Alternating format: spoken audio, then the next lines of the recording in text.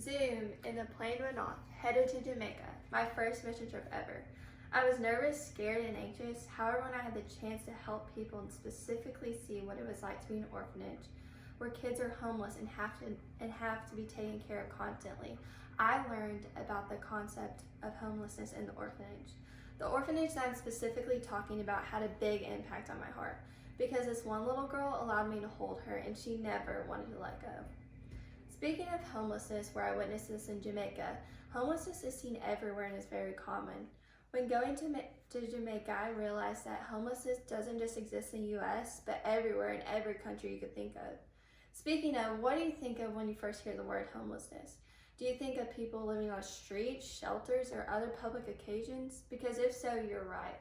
According to a 2020 article called Estimated Annual Homelessness, homelessness is defined as exactly what I said, but it can also have a broader range to its meaning, whether that be living in cars, abandoned buildings, public occasions, any of those sorts of things. In addition to this, the article informs that in 2013 to 2014, homelessness was very, very common, and those who were homeless lasted 12 months or even longer. Today I will inform you about homelessness, what it is like to be homelessness, the stereotypes seen in the homeless population, and the challenges it affects it may have on homeless people. According to a 2020 article called Recollecting Homelessness, for males, they would live in horrible conditions in this city, and that they would experience trauma, and that they wouldn't want to open up or show emotion because they knew they had to stick to their masculine character. Like I said previously, trauma was also easily taking place because they felt as if life was pointless and that they couldn't turn their lives for the better. According to the same article that I just mentioned, in the 1980s during Galway, females were also had horrible times of being homeless. According to this article, a hostel, a place where there were specific groups of people and provided non-expensive food at this time. During this time, females would wake up in the mornings and have to evacuate the building because the hostel was only open during the nighttime. As I've explained what it is like for males and females, you may also wonder what it's like for kids and families. For kids between ages 16 and 17 was the most common age of homelessness. This was the most popular range of age. And health and services were in charge of 16-year-olds, and housing authorities were in charge of 18-year-olds.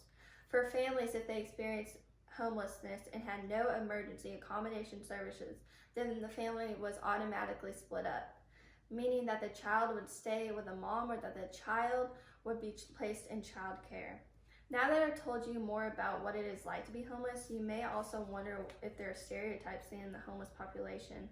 According to a 2019 article relating to students being homeless, students are afraid to share and disclose information about being homeless in the classroom setting. They fear that they will be judged, and they fear those negative stereotypes from other people. They also fear that their teacher will not accept them and betray their confidence. They want to be invisible because they are wearing the same clothes every day, and they probably don't have the best hygiene. They also don't want to be noticed and don't want to face those negative stereotypes or even bullying. Because of this, they face a lot of shame. Some other things I have considered is that there are also a lot of causes to this. 3 main leading causes of this is poverty, unemployment, and not being able to afford a home. In 2012, 23% of kids lived in poverty. During this time of poverty, kids weren't able to afford a place to live in or rent a place at all. And also discrimination was easily taking place. People weren't able to pay for jobs or get a job in general because of gender, race, and sexual orientation. Now that I've explained more about the stereotypes, you also may wonder the challenges and effects homeless people may face. Homeless people face not only physical burdens, but mental burdens as well. For physical, they experience a lot of heart diseases, respiratory diseases, and all sorts of types of diseases because of the hard conditions they live in. This is all explained and listed in a 2021 article called Healthcare for Homeless People. In addition, there's also a lot of effects for mental. For mental, around 1988 through 1993 to 2003 to 2008, a lot of mental illnesses like depression, anxiety, and the overdose of drugs doubled and tripled during this time. The previous article also explains that there is a need for healthcare programs and mental health providers to help with this. There are also a lot affecting the individual itself for the homeless. When going to Jamaica, I realized that this little girl clung to me the whole time, and she craved that physical touch and physical attention, and I knew she was safe with me. Because of this, 77% of the population of homelessness feel isolated and lonely.